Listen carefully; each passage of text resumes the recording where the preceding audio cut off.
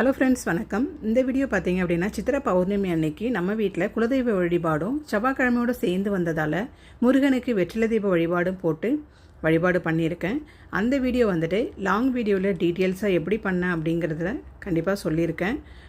அதனோட லிங்க் வந்துட்டு இந்த ஷார்ட்ஸ் வீடியோவில் கனெக்ட் பண்ணுறேன், கண்டிப்பாக பாருங்கள். டெய்லி ஒரு பூஜை செய்கிறோம் அப்படின்னா கண்டிப்பாக நம்ம குலதெய்வத்தை வணங்கிட்டு தான் வழிபாடு பண்ணணும். அதே மாதிரி பார்த்திங்கன்னா அமாவாசை நாட்களில் பௌர்ணமி நாட்களில் நம்ம பெருசாக அந்த மாவிளக்கு போட்டு பொங்கல் வைத்து வழிபாடு பண்ணுறது நம்மளுடைய குடும்பத்துக்கு இன்னும் மேன்மையை தரும். இதுவே நம்ம நேரில் போயிட்டு குலதெய்வத்தை வழிபாடு பண்ணுறோன்னா ஒவ்வொருத்தருக்கும் ஒவ்வொரு முறை இருக்கும். சாந்தமான தெய்வமாக இருந்தால் பொங்கல் வச்சு வழிபாடு பண்ணிட்டு வந்துடுவாங்க. இதுவே வீரன் சாமி கும்பிட்றவங்களா இருந்தால் கண்டிப்பாக கெடா வெட்டி அந்த ஊருக்கே விருந்து போடுறது தான் அது ஒரு முறையாக இருக்கும். நம்மளுடைய முறையும் அந்த மாதிரி தான். இப்போ பார்த்தீங்க அப்படின்னா நம்ம வீட்டில் செய்கிறதால மாவிளக்கு போட்டு வழிபாடு பண்ணி நம்மளுடைய கலசத்தில் வந்துட்டு நம்மளுடைய குலதெய்வத்தை ஆவாகனம் பண்ணி நம்ம வழிபாடு